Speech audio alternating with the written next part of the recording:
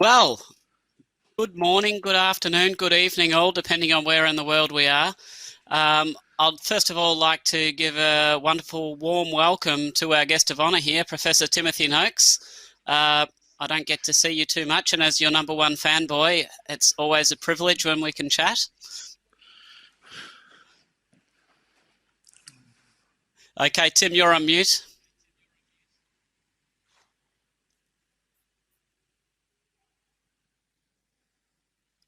Okay, Tim, still perfect. Got you. Probably a good thing.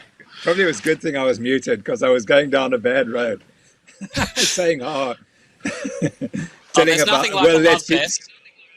Yeah. So Paul, thanks for all your support over the years. It's been fantastic, and you know how much I regard the work that you do. Much appreciated. And we have another professor by the way of Peter Brukner, whom I also consider a close friend, and we talk a lot, Peter, and I guess this is just going to be another business as usual for us. Yes, you know what it's like, Tim, when you see the name Paul Mason come up on your phone, you sort of have to find a comfortable chair and sort of make yourself comfortable because this is not going to be a short conversation. So I'm in a comfortable chair and I'm ready to go, Paul.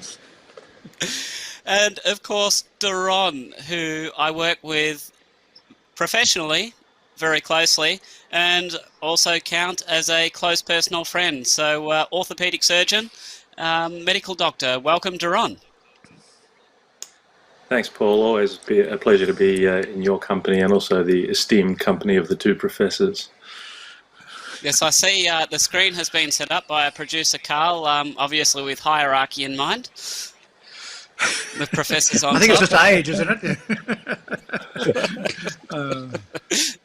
So, look, there's been some really interesting discussion points over the last couple of days with the conference. Been some very interesting talks. And I think we opened with your talk for a reason, Tim, and that's because the topic of contamination of science and misrepresentation of science is really at the heart of everything that this conference is about, because we're not really trying to present new science because the science of low carb has been well established. Rather, we're just trying to, I guess, correct the record. Yeah, it's really interesting, Paul, but since we last spoke, I've been looking at Dr. Kreft's book. I was asked to write the foreword for a reproduction of Dr. Kreft's book, Dr. Kraft's book, showing the 5 different patterns of insulin glucose response to glucose ingestion.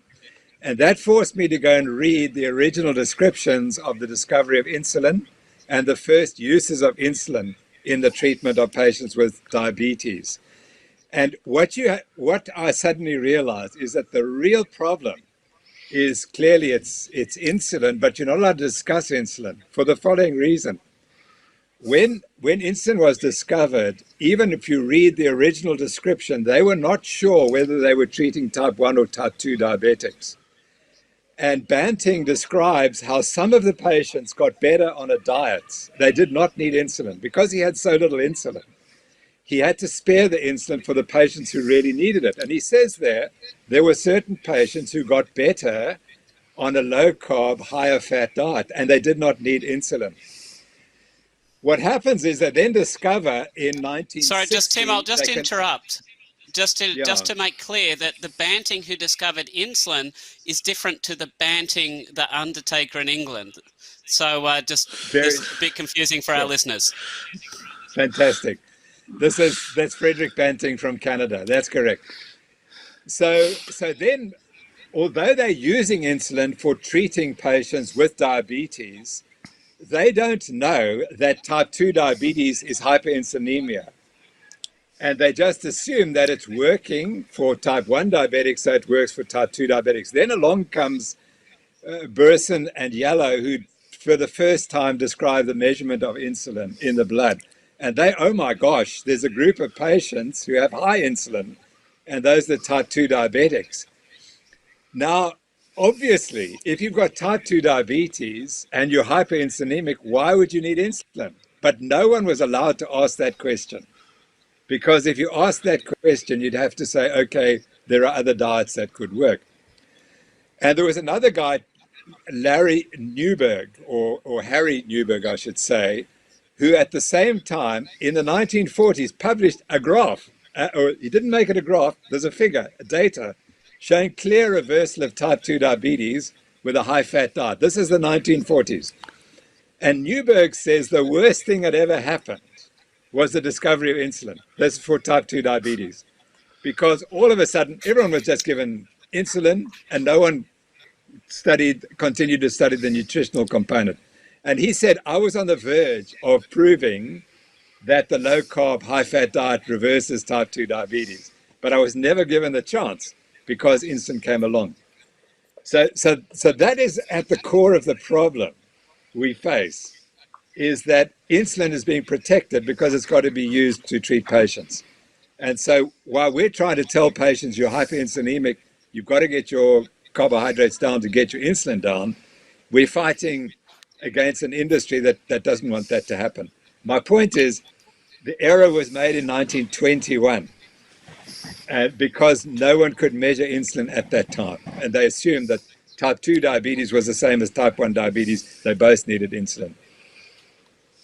Well, I think the point that vested interests that benefit from the prescription of insulin might actually be behind a lot of this. And it's not just a prescription of insulin, it's a prescription of statins. It's basically anything that money can be made of. On a Q&A we had yesterday, we had a Dr. Soji Swaraj, who's an endocrinologist from Sydney, and he is probably a little bit ahead of his time as an endocrinologist in terms of his actually understood for some time that sugar is not necessarily good if you have a problem with sugar. Crazy stuff. And he was visited by a drug company rep some years ago who had concerns that the insulin prescribing rate in his region of Sydney had precipitously declined, and there were some issues with that, and perhaps maybe he could modify his practice to correct that error. So I don't think we need have any doubt that these forces are real, and as conspiratorial as it sounds, it's fact. Yeah. So I hope that my talk came across that showing that the Women's Health Initiative knew that the diet's harming patients, and they tried to hide it, and they've continued to hide it right through to 2019. And it's astonishing the way they did that. And they introduced arguments which were completely fallacious. But if you didn't understand the history and you didn't know the truth, you would have been sidelined by that argument. It's just astonishing that senior academics can completely distort the information because they're so fixated on being right. Well, I guess if we just sort of lay down, just so for people who may not have seen your talk, Tim, so basically what happened is a publicly funded study that cost $700 million US. They took about 48,000 females, randomized them to either a lower fat diet or a standard diet, essentially. So 20,000 in one group, about 30,000 in the other group.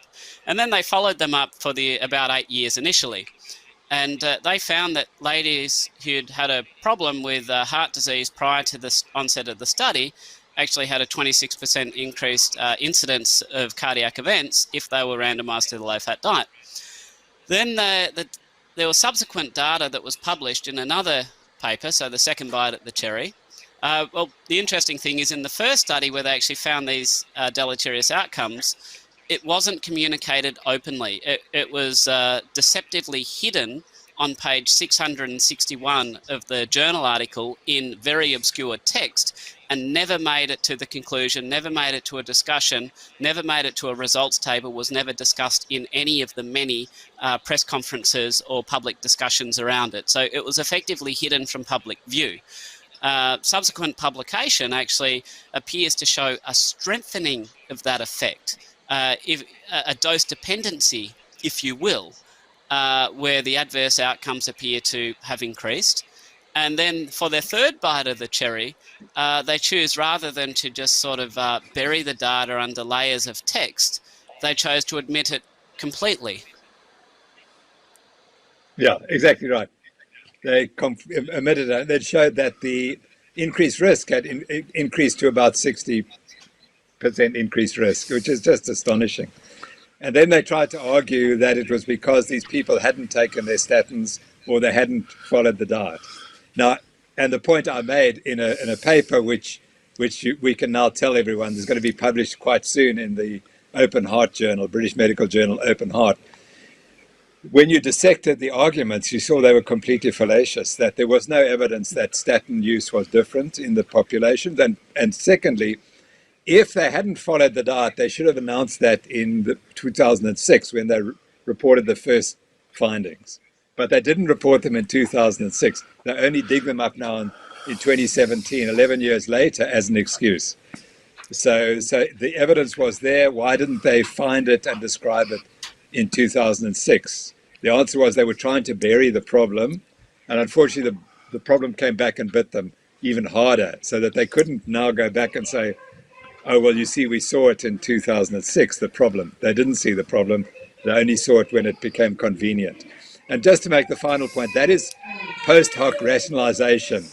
And in science, you do a study, you have an hypothesis. If you disprove the hypothesis, that's it. You can't now come along and say, oh, well, only if we'd done this and that and the other result would have been different. No.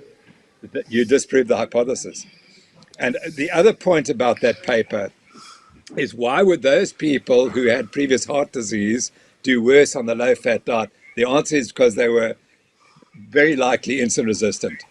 And so that it actually strengthens the argument that the low carbohydrate diet is the way to go for people who are insulin resistant. And the real outcome of the Women's Health Initiative, it should be that if you're insulin resistant, you can't afford to eat a low-fat diet. Only if you are completely healthy, no insulin resistance, no hypertension, we know that it's perhaps safe for you to eat a low-fat diet. But that's the only group. If you have any medical condition linked to insulin resistance, you're going to get worse on the diet. That's the outcome of the Women's Health Initiative. Which is probably why the dietary guidelines only apply to the healthy people anyway. It's just that people don't realize that it's probably closer to 9 in 10 in the population, the adult population, are not healthy. Moving on to Peter. So you've had a incredibly busy 12 months. I don't know if you'd like to share a little bit about what you've been doing with that, Peter? Well, 12 months ago, we decided we'd try and tackle the elephant in the room, which is type 2 diabetes. And we decided that we would try and develop a uniquely Australian program to tackle that. We looked at the UK experience with diabetes.co.uk, which has had an incredibly successful low-carb program with over 400,000 people who've done that program. And we looked at the Verta program in the US, which is having similarly excellent results. Both of those programs have published their results in reputable journals, have shown that, yes, you can put diabetes into remission. Around about 50% of their cases in both instances, they were successful in putting the diabetes into remission. So we thought we'd develop an Australian program, and as you well know, because you were involved, we spent a lot of time last year in partial lockdown in Melbourne and Sydney, and we got a lot. We got Nicole Moore, one of our dietitians, to help us as well, putting together a program. It was a great learning experience. Obviously the content side of it was our major thing we had to do. So we recorded lots of videos and articles and so on. And there's lots of recipes and meal plans. But I guess what I found was interesting was just the whole tech side of developing an app. And I didn't really know much about apps, to be honest. So I profess to be an expert, but it was quite an interesting experience. And now it's been launched, and it's going pretty well. So it's pretty exciting from our point of view. We're hoping. Well, you're being a little bit understated there, Peter, just by saying it's going pretty well, because, as you know, the data from Verta and from diabetes.co.uk is absolutely phenomenal. And you've recently arranged a survey of users for their first 3-month experience. I don't know if you want to mention what that survey found. Yeah, well, look, the first thing to say is it's not high quality research, we're going to do that, look at our 12-month results and so on. But we really just wanted to get a feel for how people found the app and what initial results they were having. So we surveyed our initial cohort who'd signed up in the first couple of weeks of the app. And yeah, the results have been very encouraging. 63% of people using the app had put their diabetes into remission. So in other words, their HbA1cs had gone under 6.5. All of those on insulin had got off their insulin. Many of those on hypoglycemic oral medications had gone off them.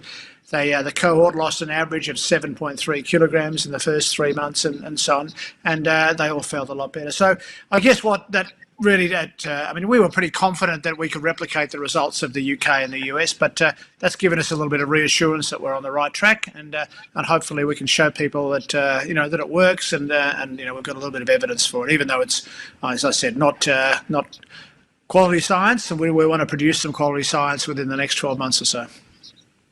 There is no doubt you're changing lives. Yeah, well, that's the plan. Yeah.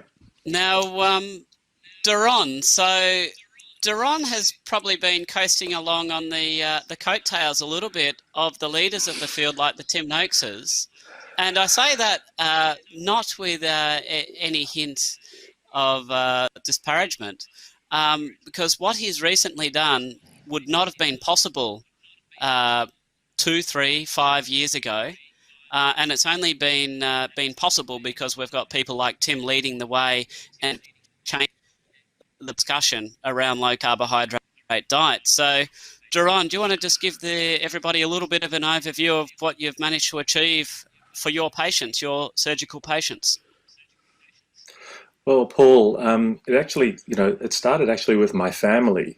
One of the reasons I got involved with everything, as you know, was to start with my patients, but my family members have shown massive improvements as well with their health and weight and lifestyle. But from a work perspective, when you and I first started doing this stuff, we were all a bit nervous about going public with it because we saw what happened to Tim, we saw what happened to Gary, and we thought that if we stick our necks out, they're going to try and come after us as well. So we really had to do things on the lowdown to make things happen in a quiet sort of way. And I wrote to the various hospital administration, actually went and spoke to them, and was basically told, look, you don't know anything about diet, leave it to the dietitians, you can't change the food that your patients are eating. What we're exactly. So we're talking about, you've got patients who are low carb. They come to you and say, "Look, you're a good surgeon. I want you to do my operation, but can I stay low carb while I'm in the hospital?" And you said, "Sure, I'll take it up. I'll see what I can do." Well, it wasn't just that. I wanted the patients to be low carb because I was telling them the way to lose weight, get healthy, was to go low carb. And then all of a sudden, I'm still looking after them. They're in hospital, but now they're no longer allowed to be low carb because they're a hospital patient. As well as that, they get a drip with sugar running into them through the drip. And then, I had to have a chat to my anaesthetist and say, look, we need to not use a glucose drip. We need to use, saline or Hartmann's or something else which doesn't give the glucose to the patients. So that was under my direct control. That was easy. But the hospitals basically said, no, we're not going to change the food that your patients eat. They have to eat a standard hospital diet. And then if they were diabetic, they forced them to actually eat more carbohydrate than what they were eating at home because they gave them a minimum of 30 grams of carbohydrate per meal. But I have to say, at the public hospital, I'm still struggling with this. But at the private hospitals now, when the patients come in, as I said in my talk, they can specify what they want to eat. They can specify protein only. They can specify, I want eggs, I want tuna, I want chicken, and they can just ignore the bit that says toast and cereal, and they'll still get adequate food when they're there. When they check into the hospital as a day surgery patient, as a day surgery patient, before you're allowed to leave the hospital, you have to have certain boxes ticked. You have to make a wee, you have to eat some food, you have to be able to stand up. So the food you normally get is a biscuit and a white bread sandwich, but my patients can now get a salad with a bit of protein in, as long as they tell the hospital as they're being admitted that that's the food that they would like. And it's made a massive difference to the healing of the patients afterwards and the stability to their blood sugar levels. So yes, absolutely, it's been me riding on the coattails of others, but it's a great outcome for my patients. Well, it's fantastic because now I have patients all the time who it's a concern. They say, yeah, well, I'm going to go into hospital, but what's going to happen to me when I'm in hospital? All this great progress I'm done, does that go backwards? Does my sugar control go pear-shaped again? So, it's... hats off to you, Doron. It's an amazing achievement, and it's a way forward. And quite frankly, people like Gary, he's done all the hard yards. He, came under so much public criticism for criticising the amount of sugar that patients are getting in hospitals and whatnot. And 5 years ago, this wasn't even on the horizon. Agreed. Can I ask, Doron, you said that your patients do better, the outcomes after surgery. How do you judge that? Look, I don't actually have the science to be able to show you that. I haven't actually tracked my patients from that perspective.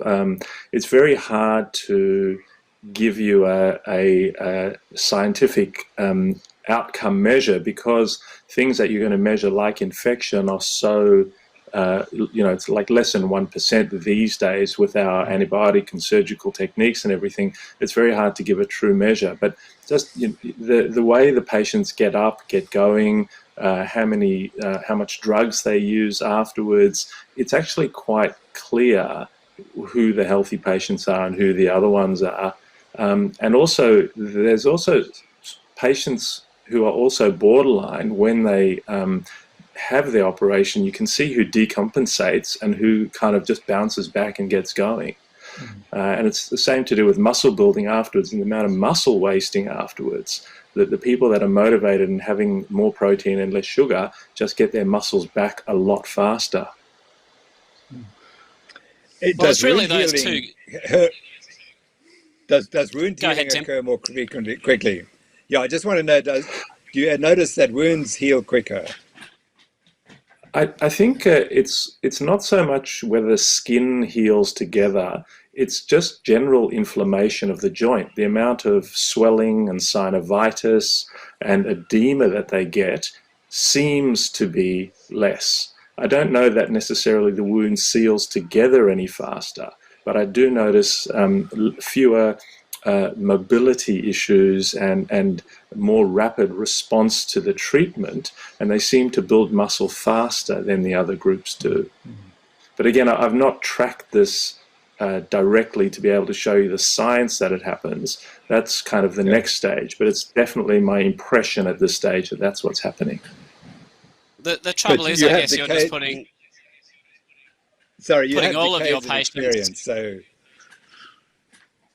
Yeah. Do you want to go, Paul?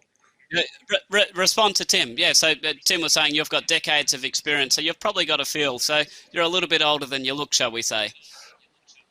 Well, it's also a question of I only really started doing this 5 years ago, and so it's still very fresh in my memory what things used to be like beforehand. So it's not like it's 10 or 15 years down the track. And also not all of my patients are low carb. So I've got a very clear distinction that I can see which patients are and which patients are not. And the metabolically unwell patients struggle. And as much as I try and get them to be metabolically well beforehand, some operations just can't wait. You've got to get on with them. And then you just try and do the best you can. Well, it's interesting because this whole philosophy carries over from sports medicine. And, when it comes to athletes, we know the importance of protein as a substrate to form new tissue. We know that, animal source protein tends to have a better mix of essential amino acids and tends to be a little bit richer in leucine to stimulate the mTOR pathways for tissue healing. We know that, it's not just, we talk about meats as being proteins, but we really need to think of them as complete nutrition because they're so much more than just protein. They've got zinc and B12 and iron and all these other carnitine, carnosines, a list of things as long as your arm. One of my favorite studies was a TPN study where they actually were measuring muscle building, bone building, and fat formation. And they're able to do that with certain markers that were associated with formation of these tissues. And they were on complete TPN, which means they had a drip in their vein, and every bit of nutrient that was going into the body was going through that vein. And it was probably in the days before they had really potent ethical review boards. So they said, let's just do an experiment. Let's just see what happens if we completely eliminate potassium from the feed. What happens? Complete loss of ability to form muscle and bone tissue. What happens if we completely eliminate sodium from the stream? Reduce the ability to form bone by about 2/3. So they actually found that these individual nutrients, it's not just protein that you need to form tissues. You need the complete balance of nutrients going in, and nothing is better for that than protein-based food. So I would question, if you're getting your protein source from a Beyond Beef burger or something like that, you have a look at the ingredients. They don't really have a comparable mix of micronutrients that you would have in natural whole-sourced foods. It's an industrially produced product, and everything that's in there has to be deliberately added, and they're often not. But it's not just that, Paul. I mean, when you look at the combination, nature has been very careful in how it's blended things together. Like for muscle building, along with leucine and mTOR, you need insulin. So as well as the protein, the amino acids, there is carbohydrate within that meat as well. And there's just enough carbohydrate in that to give you the insulin stimulus you need to be able to build muscle without, you can have the burger without the bun and still get enough of an insulin spike to build muscle. So that's where that whole animal protein comes into it, which you could never, ever get from something like an inflammatory Beyond Burger type product. So, I mean, both you two gentlemen on the top are professors. I mean, you've got a long history of advocacy of sports nutrition. Obviously, you may have changed your perspectives over time. To be just a little story here, Peter had a what we call a Noaksian moment a little while back. I had a patient who brought in his book, his dietitian book of about 20 years ago that he co-wrote with a prominent sports dietitian. It had salad on the front cover, I think, maybe a little bit of pasta there. And the patient told me, he said, I was following this book. It got me 20 kilograms overweight and diabetic. So I took a photo of it. Guilty. And I sent it to Peter. And Peter offered to replace the book with a new book, which is now evidence-based, and offered his sincere apologies to the patient, which the patient was very appreciative of. So obviously you've come under criticism for doing the same with Law of Running in the chapter of nutrition, Tim. And for the life of me, I cannot understand why, and you don't have to respond to this, but I don't understand why you would not be put on a pedestal and your scientific credibility enhanced with your ability to change your mind when faced with new science. And I know for a fact that you can't understand why other people are not prepared to do the same. And this just is the problem of Science 101. Yeah. I've been thinking about this, and so can I just quickly give a sort of insight there? I think we've got two forms of science. We've got autonomous science and we've got embedded science. And embedded science is pharmaceutically driven, and that will determine the outcome. The outcome is predetermined by the way the study is set up. And it has to find in favor of the product that's being tested. That's embedded science. And you mentioned that story. When I first came out against statins, I think that I got challenged because the sales were going down in Cape Town. And so I have no question that because I was challenging embedded science, it was impacting on the statin sales, that I had to be cancelled. The word is cancer culture. You have to be cancelled as a human being, and no one listens to you. So that's embedded science, and then there's autonomous science. And the reality is that medicine, there's almost no autonomous science in medicine. It's all funded by industry, and the outcome is predetermined. It's designed to advertise a new product, or this product is slightly better than that product. And that's how we train our doctors. They don't look at the methods or the mechanisms of disease. They just know this drug is better than that drug, so we'll prescribe that one. So I think that the key is that it's embedded science is the problem. Sorry, Peter. No, I was going to say, how do we turn that around, Tim? Yeah, I think it's very difficult. It's really interesting that when I was tackled by my university, there were 4 professors who tackled me and said I was no longer a good scientist and I was unethical and so on. And one of them, I think, started to feel a bit, he had a feeling of conscience towards the end. Unfortunately, he didn't survive, so I never really got to speak to him fully. But I realized, as a professor of medicine in my faculty, he had a choice. He had a choice of making his country healthy, but if he did, he would destroy the medical faculty, because he would have to say, we're stopping all research that's funded by pharmaceutical industry. And the funding would drop, and so as a consequence, the faculty would close down. So in a sense, that's the bottom line, is that's the reason why medical students continue to get taught the old stuff. It's because we know that you can't treat a dietary disease with medications. But if a medical school came out and said that, it would be that's the end of that medical school. So that's the reality. And how you reverse it, I've no idea. What I found is that if you lecture 3rd and 4th year medical students, they're still open. You can still get the message across to them. But once they've gone a bit further and they're in the hospital system, then it's very difficult for them to change. And I understand why, because they will be targeted and cancelled if they ever talk about the low-carb diet and the fact that if it's a dietary disease, we should have a dietary solution for this disease, not a medical drug treatment. I make the observation that family doctors and general practitioners tend to be more open-minded, especially those who have had some experience, which I take your point about junior medical students perhaps being more receptive, but at some point in their career, I make the observation that doctors, probably through mounting frustration of their personal careers and dissatisfaction with the fact that they feel they've just become a prescribing factory and their patients are just getting sicker and sicker before them, there's increasing numbers of experienced family doctors who are actually digging deeper themselves and beginning to ask questions.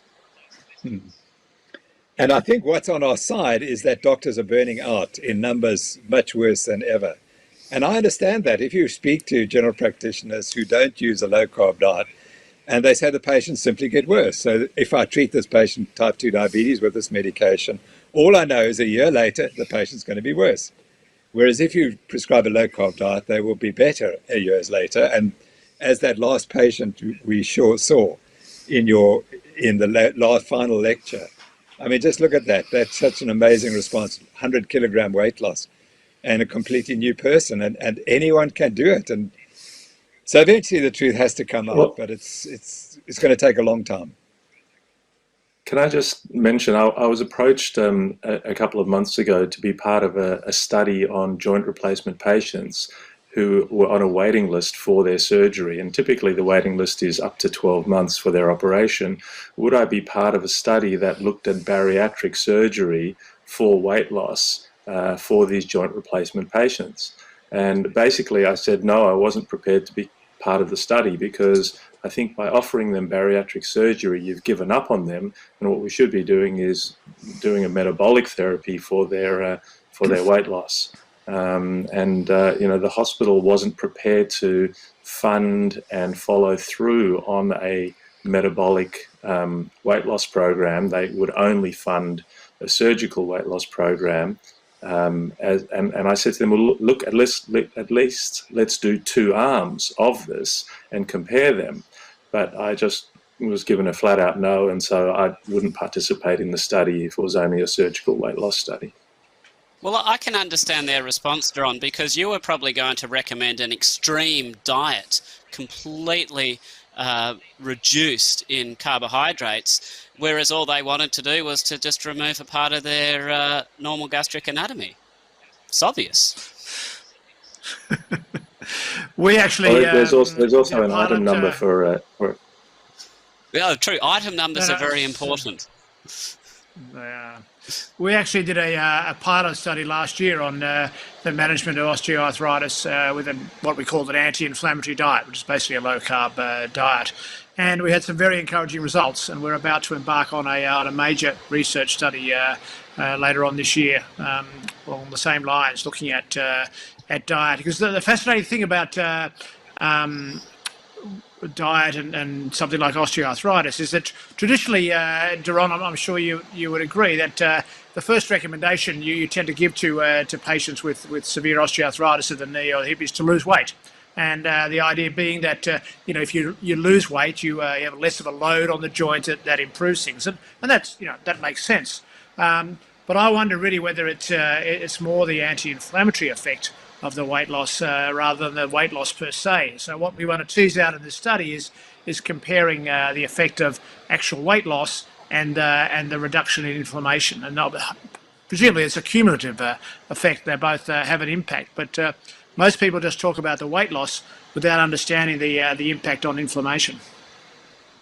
So, Peter, that's 100% right. I mean, we see people that have only lost maybe 5% or 10% of their body weight with a 50% reduction in their pain levels, which is definitely not explained by the biomechanics. 4 times your body weight goes through your knee with each step you take. And this is one of the lectures that I've given beforehand, is to talk about that. But Paul and I have had lengthy discussions about this. And it's certainly, there's got to be something to do with the matrix metalloproteinase production from the liver. As their fatty liver reduces, they have far less MMP production, and they also get less AGEs. And the combination of the right type of MMPs and less AGEs with the anti-inflammatory side of things, definitely they get the pain reduction long before they get significant weight loss. And then the weight loss journey continues and the pain stays away. Just to put this into quasi-English, so MMPs are an enzyme that break down the tissue that provides the biomechanical properties to the cartilage that lines the joints, and AGEs, these are damaged proteins that can be damaged cartilage as well as a consequence of sugar. So what you're saying is you reduce liver fat, you reduce these enzymes that break down the cartilage, and you reduce the sugar, and you reduce the sugar that damages the cartilage. That's correct. And we see significant pain reduction early on before significant weight loss. So, Peter, I'm very excited to see the science of your study, because there's absolutely no doubt that it will be borne out by, your theory will be borne out. I'm 100% certain of that.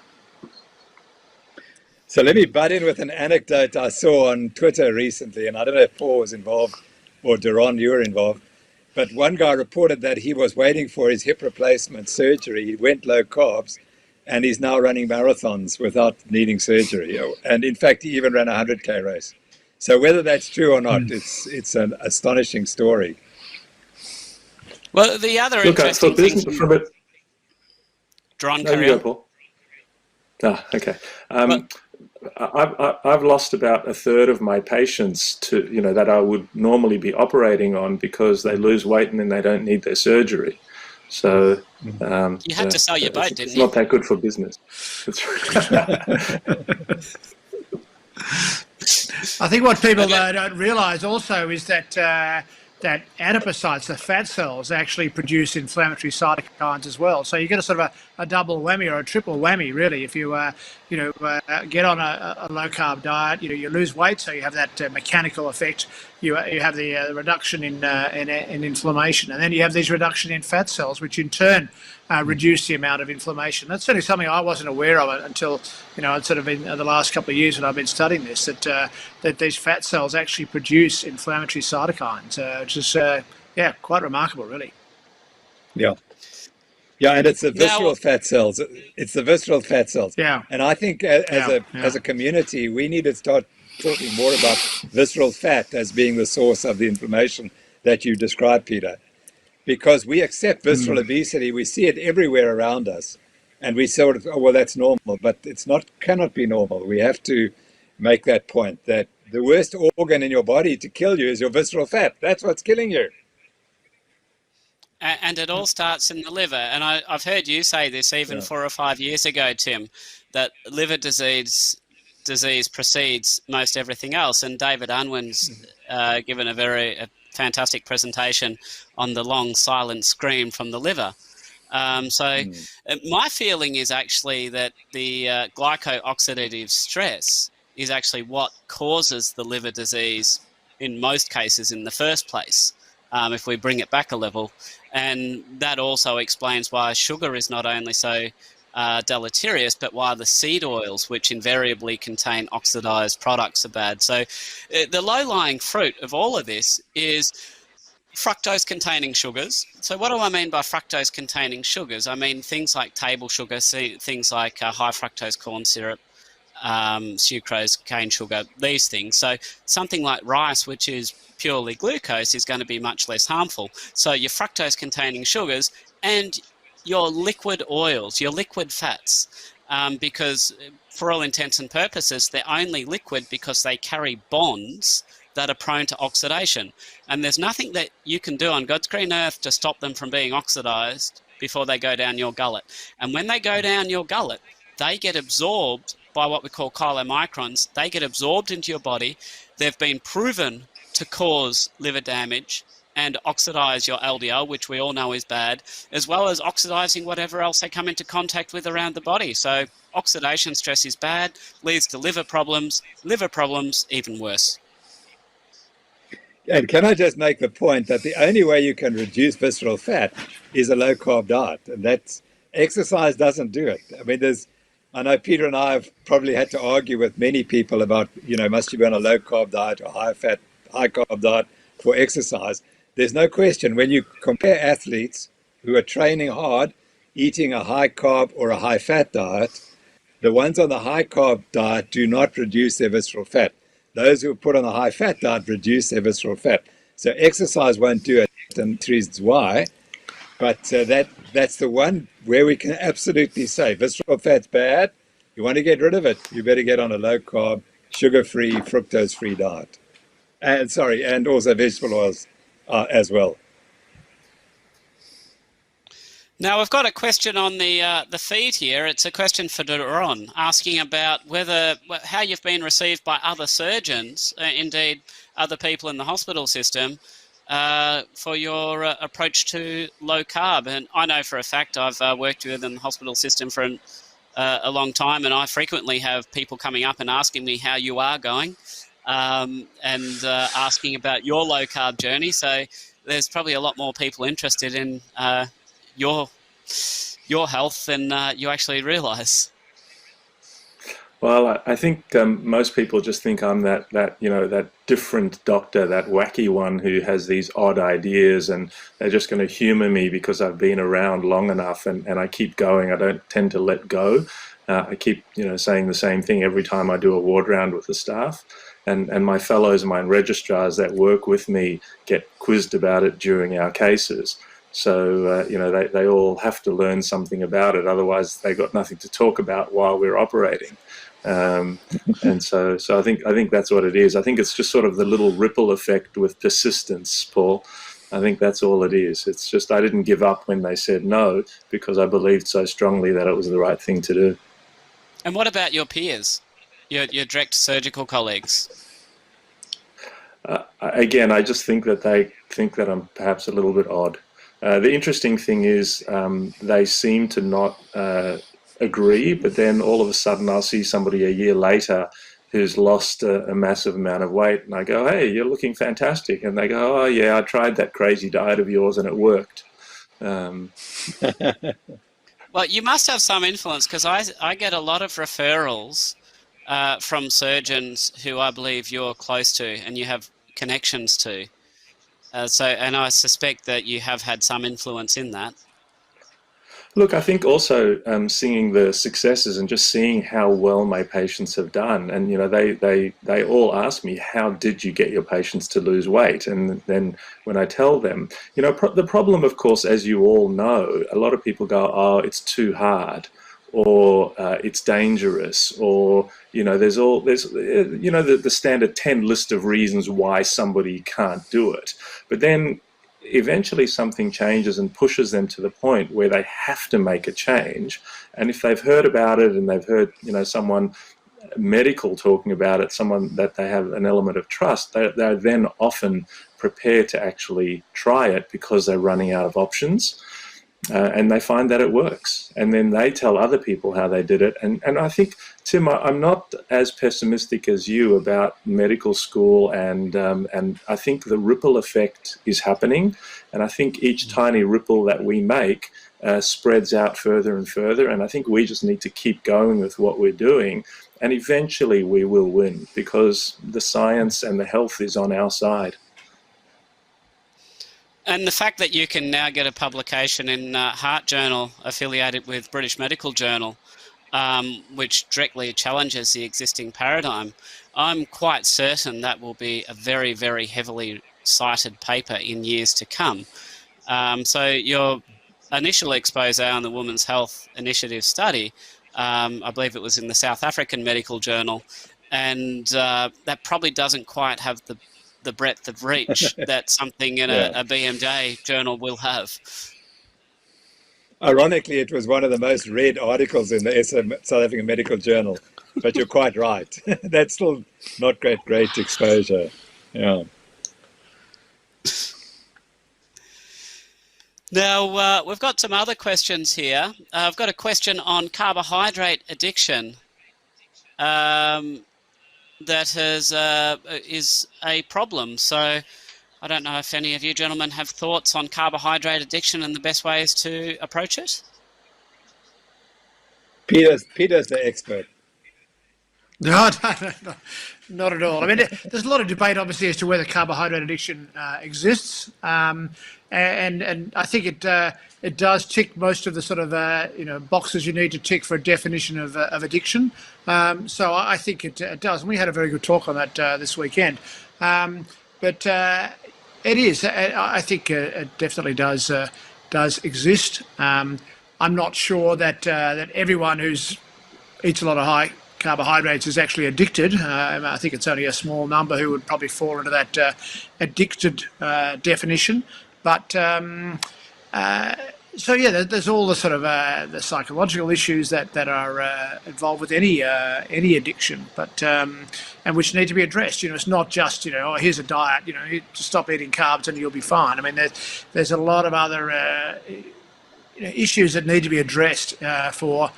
For some of our patients, that's fine. That's all they need to know.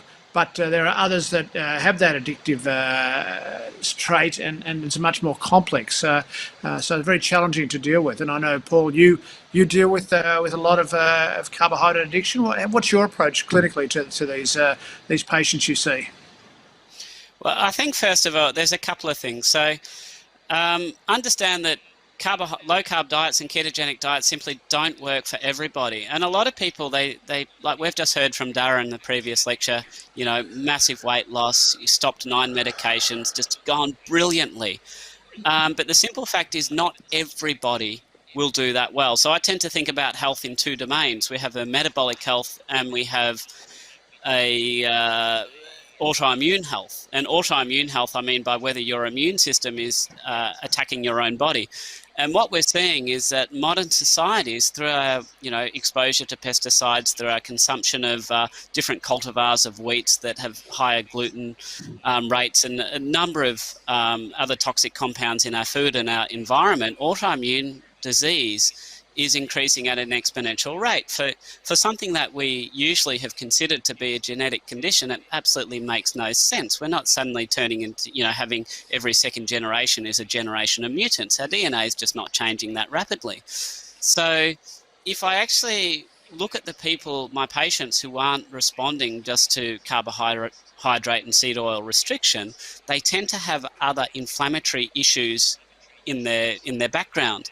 And that tends to drive the addictive eating behaviors. And the way it works is that chronic inflammation actually leads to sequestration of iron in the body. So we're basically, evolutionarily, we've actually, our body says, right, well, this pathogen that has just invaded me, because every pathogen that invades us actually needs iron, this pathogen needs iron, I'm going to remove the iron from my circulation and put it into storage. And it puts it into a storage called ferritin. So your amount of iron in your body will actually accumulate in ferritin, but the amount of iron in your circulation will reduce. And that's really important because we're just a buffet of iron to any parasite that infects us. So an acute inflammatory response reduces the amount of iron in our circulation. And we've done studies where we inject people with lipopolysaccharide, an inflammatory substance, and we can demonstrate that the amount of iron in your circulation will drop by half within just 2 hours. Now, also understand that we have evolved to seek out dopamine. So what do I mean by that? We've got reward pathways in our brain that get activated with certain things. And the very existence of the human species is predicated on procreation and eating. And both of these activities are rewarding, and they release dopamine into our brain. So if we actually have low levels of dopamine, we are hardwired as a species to chase it, to engage in behaviors that will increase it. And chronic inflammation leads to lowering of these neurotransmitter levels, lowering of dopamine and serotonin and noradrenaline, what's called the catecholaminergic neurotransmitters. And it does this because, as I said, when we get inflamed, we reduce iron in our circulation. Well, iron is a necessary cofactor for these catecholamines. When you are inflamed, the level of these neurotransmitters goes down. So if you're in a state where you're living in a black veil, a black cloud, because your neurotransmitter levels are low, and we see this in people with chronic inflammation. We know people get depressed when they get inflamed. We know that if you get a flu, we joke about the man flu and how, men they feel like they're on death's door, but it's actually a real phenomena. You do get depressed whenever you get inflamed. So what are they going to do? They're hardwired to seek dopamine. Well, they're going to do the first thing that comes up. They're going to eat carbohydrates. They're going to eat sugar. They're going to do something. It might be alcohol. It might be drugs. They're going to do something that gives them that dopamine boost. But quite often, it's food. And this is the distinguishing feature of hunger eating versus craving eating. So when you're only wanting sugar and these carbohydrates, all you're often wanting is that warm embrace that you get when you have this dopamine released into your system. So the solution isn't to try and necessarily reduce the carbohydrates even more. The solution is to actually try and find a trigger for the inflammation, and it's almost always autoimmune inflammation. Sometimes it can be infectious. And if you can effectively deal with that, then the cravings will disappear. And they've done studies. I'll give you an example. Celiac disease is an autoimmune disease we know is triggered by gluten. They've actually sampled the fluid around the brain of people with celiac disease by something called a lumbar puncture. They just stick a needle in and suck the fluid out. And they've measured the amount of serotonin, one of these catecholamines, in that fluid. And they've found that when people with celiac disease stop eating gluten, the level of serotonin increases appreciably. So I think my approach to people who are having trouble with so-called carb addiction is to, one, I don't blame them. They're only human. They're hardwired to chase dopamine and to look for an underlying issue. And it's not just the metabolic issues, it's also the autoimmune issues and potential infections and so on and so forth. And I see, as a doctor, as a physician, this is what I enjoy to do. It's a puzzle, it's problem solving. We're not treating everybody as one size fits all. And when we can fix it, it's incredibly satisfying medicine. So, Brilliant. Peter, from personal experience, yeah, no, it was, Paul. But going from someone that used to eat a lot of sugar, like I'd sit down at 9 o'clock at night and go through a bag of lollies while I was doing my computer work between then and midnight. Just the habit side of things, when you're used to doing something a particular way, it takes a long time. It took, basically 2 months for me to actually just kick the habit of doing that and understanding when I was hungry and when I wasn't. I wasn't overweight, I wasn't metabolically unwell, but I understood the science, so I wanted to change for the future so I didn't get overweight and unwell, etc. And the other thing is that people mustn't beat themselves up if they occasionally do end up having some sugar, and they can just kind of get on it, get back on and do it again. But just because they've had sugar now doesn't mean that they should keep eating it for another week, and they mustn't see it as a failure that they've had some sugar. It's okay. You've had your sugar, you've had your dopamine hit, now get back on track with your diet again. Tim? Yeah, I absolutely agree there. By the way, Doron, you're much quicker than me. It took me 14 months to get off sugar. So your response was much quicker than mine. Well, I have to say, even nowadays, sometimes it's still tempting, Yeah. I would say that we did one study of people who had taken to the Banting diet and reversed their diabetes by themselves. They hadn't gone to doctors or anything. They just read the book and followed the guidelines, etc.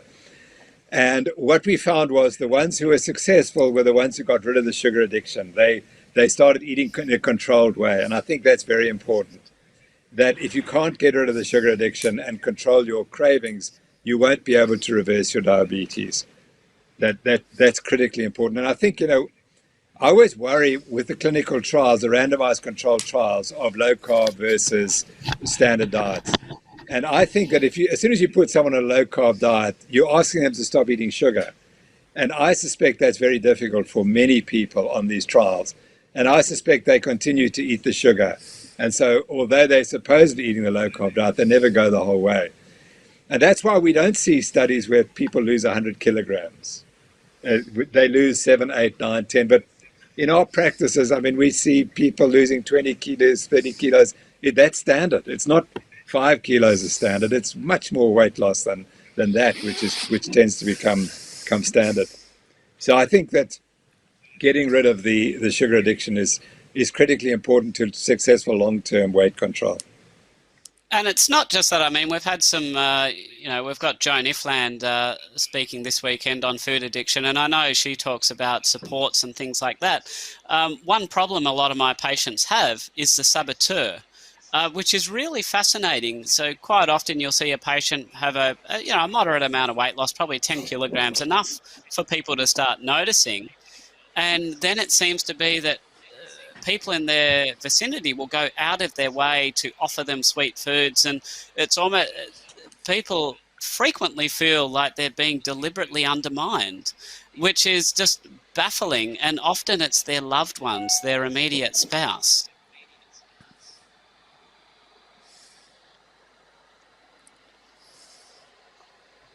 So no takers on that. That was only going to be a provocative comment anyway. Now, we've got a question I think, here. Paul, the three of us have some level of experience. We know when to keep our mouths shut. Yeah, so what you're really saying is youth is on my side? Or Yes. perhaps naivete? So the question is, has anybody seen big improvements in patients who cycle in and out of ketosis?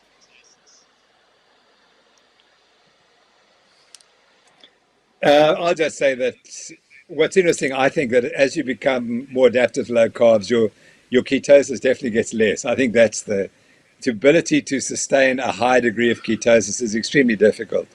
And I'm not sure that you really do sustain it for, 2, 3, 4 years. That's my clinical impression. I'm not sure if the science shows that. In fact, if you look at the Virta Health population, their ketosis tends to drop a little bit towards the end of the year. So I suspect that the body adapts in time. And I'm not sure that that's a bad thing. I'm just saying that... Well, I think that we're measuring... When we actually measure ketosis, I think I used to have it wrong. If only I had written it in a book, then I could recant. But the notion was that we would chase very high levels of ketones. And what I didn't appreciate until I really dug into the biochemistry was that the level of ketones in your circulation represents the net of what you're producing minus what you're using. And it's what you're producing and using that really matters, not the number in the middle. So if you're producing a lot and using very little, then you won't, that's energetically inefficient. It's not really appropriate from a performance perspective, but you'll have incredibly high levels of ketones. And when I went through the biochemistry of it, the only way it made sense that people on incredibly high fat diets would get very high levels of ketones in their blood, for the simple reason that that fat that they were taking in, their bulletproof coffees and creams and, you know, butter and what have you, was displacing protein. And just very trying to simplify it, basically when you have beta fatty acid oxidation, it forms something called acetyl-CoA. That acetyl-CoA, if it can, will enter our mitochondria and be burnt for energy in what we call the TCA. Now, to enter that, though, it needs a substance called oxaloacetate. And on a low-carb diet, we are constantly depleting our stores of oxaloacetate to make new glucose through a process called gluconeogenesis. So that we don't end up with a deficit of oxaloacetate, we need to ingest an appropriate amount of protein, because certain amino acids can replenish oxaloacetate. In the situation that we don't replenish our oxaloacetate with enough protein, then this acetyl-CoA will be diverted to produce ketones. So in effect, very high amounts of ketones in the blood circulation represent not only beta fatty acid oxidation, but also a relative protein deficiency. And after I've sort of come to that realization and I've looked at the data, the ketone levels of our patients versus their weight loss, I've actually markedly reduced the target level of ketones which we aim for. So we used to say you really want over 0.5 millimoles a litre, and now I'm very happy with even 0.2 millimoles a litre. And it's certainly, this change in focus has led to improved dietary compliance. People aren't chasing fat. It's actually led to improved results, improved health. People feel better and with no impediment of their weight loss at all. So in terms of whether you really need to be in ketosis, I would argue that we can't actually measure, you know, specifically what's being produced and what's being used, but anything that's over baseline level. So a normal person on a normal diet will be 0 or 0.1. So I think if you're at least 0.2, then that absolutely tells us that your metabolism is not standard Western diet metabolism, and that's probably good enough. But I wonder, is the question that they're actually asking you, not am I cycling in and out of ketosis, but can I eat the carbs for a while and then go back to this way of eating? Yeah, well, and I know you and I have had this conversation several years ago. We did a big deep dive onto this, and then we started having a look at our patient data for people who their ketone diary. So I used to get my patients to keep a food diary and a ketone diary when I considered it was more relevant. And we would see that once people had done the initial adaptation, and it might take up to 2 weeks for them to enter ketosis, that once that cellular machinery had been upregulated, even after a cheat, they would usually be able to be back into ketosis the next day after a good night's sleep. So absolutely, once you've actually got into ketosis, it's much quicker to get back into ketosis, and you don't reset the clock. You're not just going back. You don't have to do the whole 2-week induction period or anything like that again. So the metabolism is a whole lot more flexible than some people would have you believe.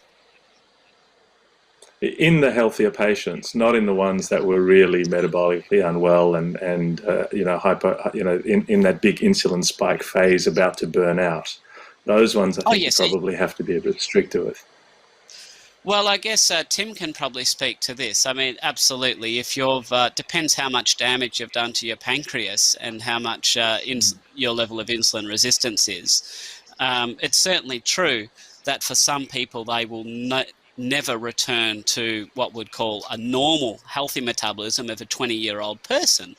But that by no means means that they can't get fantastic glycemic control so long as they stay on a bit more of a regimented diet. Yeah, so I'm a classic case there. I don't have perfect glucose control, although I eat 25 grams maximum carbs a day. And that's because my diabetes had been going for so long when I finally tackled it. And I've got such a strong family history, I think that those are factors.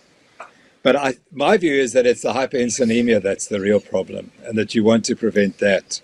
And although we look at the glucose as the marker, really you got to keep your insulin down as much as possible, because insulin, it seems to me, is the real damaging the chemical that causes the damage. Glucose, sure, may well have an effect, but insulin seems to have a much wider range of damaging effects in the body. And particularly it's an endothelial toxin, and that, so if you want to save your arteries, you really must keep off having high insulins. So I think we need to make the point that insulin resistance isn't the problem. It's the hyperinsulinemia, and you get the hyperinsulinemia by eating too much carbohydrate if you're insulin resistant. And I think that's an important message. Talking about Dr. Kraft again, and his, sorry, just can I just finish up? Talking about Dr. Kraft, he said that hyperinsulinemia is type 2 diabetes in situ. And that's what we have to start focusing on. We need to diagnose hyperinsulinemia and say, right, you have diabetes. If you're hyperinsulinic, you have diabetes, and you're just at the very early stages. And then we start reversing it from there. And don't get the full-blown type 2 diabetes like I have, where you no longer can secrete enough insulin and you're so profoundly insulin resistant anyway. If we focus on the hyperinsulinemia early, we'll save a lot more patients. I think one element is horses for courses. So, I mean, I probably have a slightly nuanced perspective on insulin to that, where I actually think insulin is, very useful and absolutely, as everybody would agree, it's necessary for life. But in terms of dealing with the athletic population, and I'm seeing a lot of elite athletes at the moment who we're trying to optimize for performance, and I'll understand when they eat a load of protein, they will get an insulin spike from that, but that insulin is necessary to allow the synthesis of the muscle from the protein that they've just ingested. So I'd absolutely distinguish between insulin response from a nutrient-dense protein and a sugar. Yeah, absolutely. But it's the consistent hyperinsulinemia and the delayed insulin return to normal after high carbohydrate diets in people who are insulin resistant. That's the worry. And as long as your athletes are, but they're healthy and it's early days and they're burning the carbohydrates, it's a totally different picture. Yeah. My athletes are very healthy. But let's not kid ourselves that they can't develop type 2 diabetes on the standard high carbohydrate diet. Yeah. Of course, and I've actually had a couple of patients just this year who have actually been staring down the barrel of retirement with multiple issues, and it's just amazing seeing the reversal in their health overall. Inflammatory joint pains. Perhaps whether they may be having concussion-related symptoms if they're in a contact sport, for instance. It's just absolutely fascinating. And Peter, you're the involved with the Melbourne Football Club in the AFL.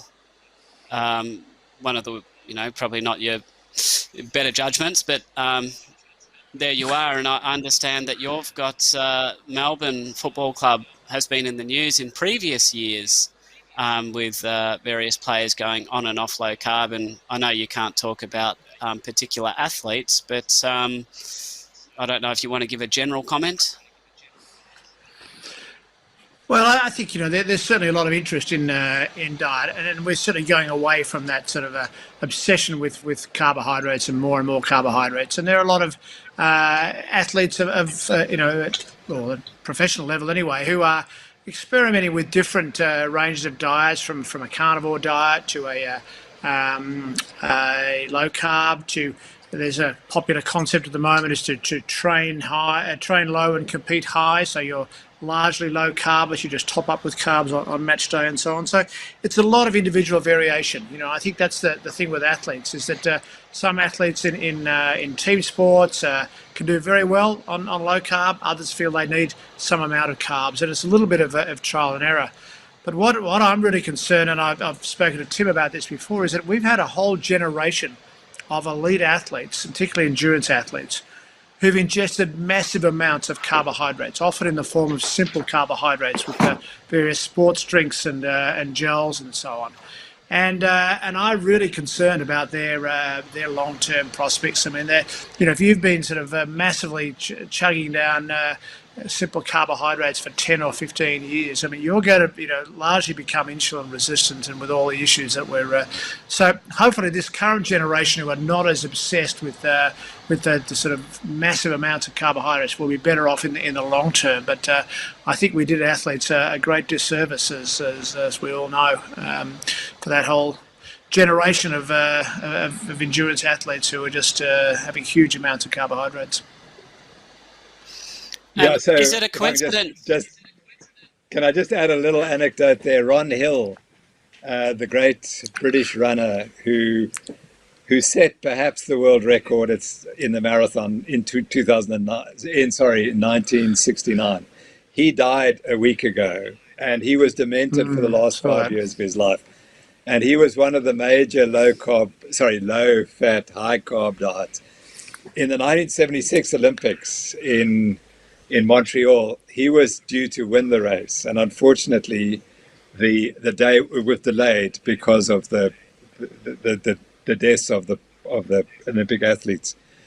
Sorry, it was the 1972. It was the Munich Olympics where they had the tragic death of those athletes, and the race was delayed a day. And he claimed that day put him out of his carbohydrate loading phase, and that he didn't win the race as a consequence of that.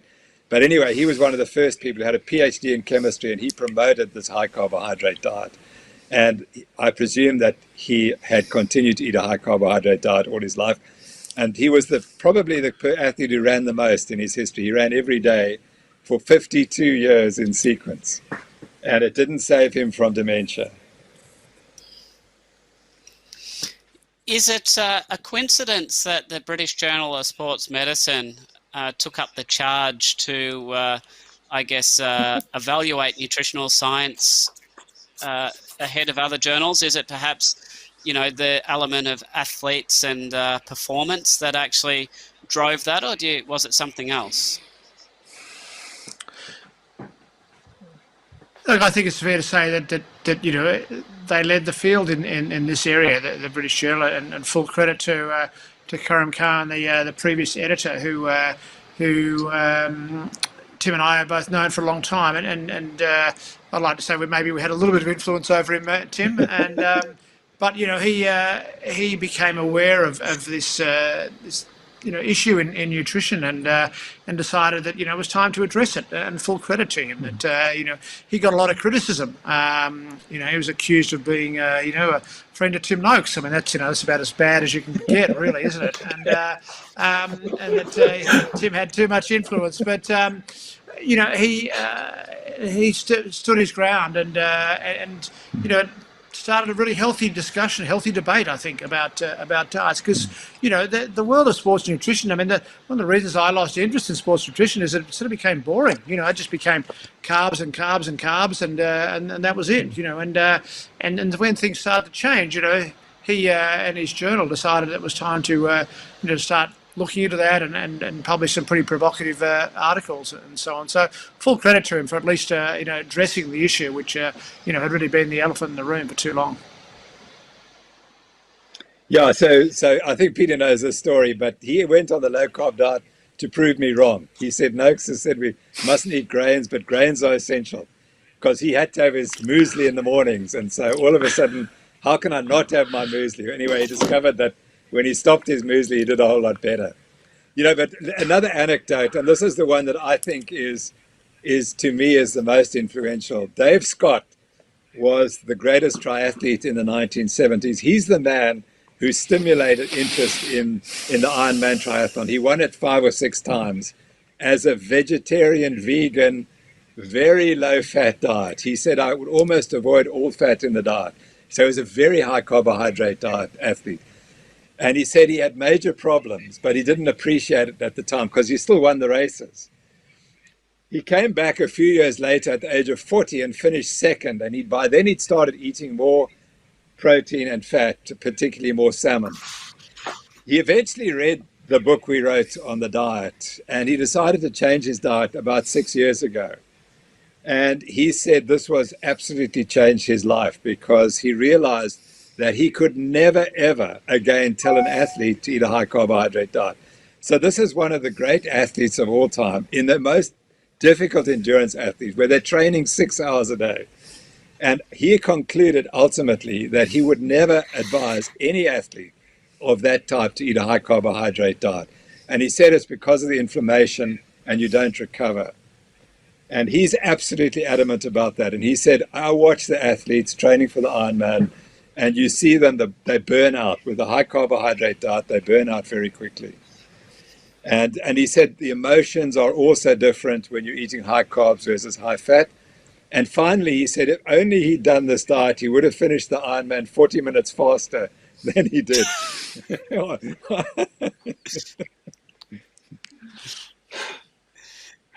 Now, we're probably getting on for time a little bit here, so I might just get a little bit of closing commentary, starting with you, Peter. All right. Well, I mean, this has been a great conference, and full credit to you, Paul, for pulling it all together. It's a real credit to you that so many very illustrious speakers have volunteered their time and their talk. So full credit to you. It's been fantastic. I think the interesting thing to me, and really going back to where we started from this discussion, is the poor quality of science and the bias in science, and which seems to be more prevalent in nutrition than in other areas. But maybe that's just we know the nutrition area better. Maybe the quality of science and the quality of research and publications. I mean, I guess, until relatively recently, I mean, I just assumed everything that was published was peer reviewed and was good science, and it didn't get through the review process unless it was good science. And yet, as Tim pointed out in the Women's Health Initiative, and as we saw in the Sydney Diet Study and the Minnesota Study and so on, I mean, there's so much bad science around that gets published and then it gets becomes gospel and people believe it, and that's, I'm really it makes me quite depressed, really, and disillusioned about medicine. The fact that if the basis of what we thought we knew in nutrition is completely wrong. I mean, how many other things in medicine are equally wrong and equally influenced by big pharma and so on? So it's a fascinating area, and it's full credit to people like Tim who challenge these traditional orthodoxies. Tim? Yeah, well, thanks, Peter. So my point would be, well, to extend what he has said, and that we're all disillusioned with the way medicine has gone, and hopefully we can change it. My view is that we change people one person at a time, one meal at a time, and that's what we have to do. I'm glad Doron believes that the medical profession is changing, and that's fantastic. And maybe Australia and Britain are ahead of other places, but I don't notice much change in my own country. And I think it's because people who do medicine are not always creative, and they're not taught to think differently, so we tend to follow the pattern. But I think that the reality is we're speaking the truth, and that's what's exciting, and we are helping patients. And so we just got to keep fighting and keep telling this message and getting more and more people involved. And I'd like to compliment all three of you for the work that you're doing and changing people's lives. It's, you've all been very kind, said, that you respect what I've done. But I'm just one person, and we all stand on the shoulders of others. And it's astonishing. If you think back 10 years, 15 years, where this story was, it wasn't anywhere. And I think we're really on the exponential part of the curve. And so perhaps Doron is right, and perhaps there is going to be a big change in the future. But thank you very much for including me. It's been a great privilege to have this opportunity to share knowledge with people who are interested in helping other people live happier and better lives. And Doron? So Paul, I think I'd like to end on a fairly positive note. I mean, when I think back to when you and I ran our first low carb conference, and basically you and I were giving a lot of the science talks, and we struggled really to get 3 or 4 other people were really of a good caliber to talk on the science. And I think now 5 years later, the fact that you've got 26, 29 really high level speakers, I personally, in my world, I see this growing so fast, and so many more people who now know so much more than what I do. Whereas, when I first started, I was talking to people about it who had no idea about what I was talking about. I now feel like kind of the dunce in the corner, with so many people of their science surpassing what I know.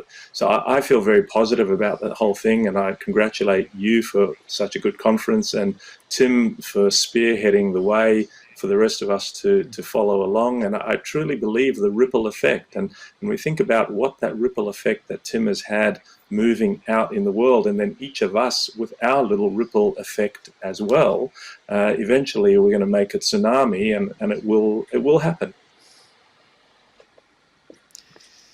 Well, I must, for my closing, look, I'm truly grateful to count all three of you as a friend, and I thank you both personally and professionally for helping with the conference this weekend, so both in terms of lectures and your time for the Q&A. So thank you. And just by way of declaration of conflicts of interest, I'd just like to ask the two professors, Peter, do you have Tim's books on your shelf behind you? And likewise for you, Tim.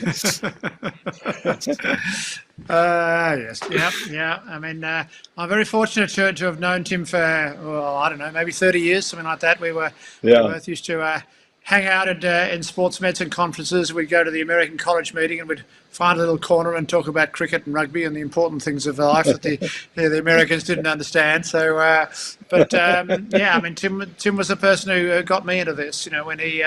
When he sort of came out as a low carber back about 10 years ago, and when my first reaction was, oh, Noakes has finally lost it. I mean, he's had these crazy ideas before, but this one is just, so crazy it couldn't be right. We couldn't have been wrong all these years for something as basic as this. And but sure enough, as usual, I should have known. As usual, Noakes was right.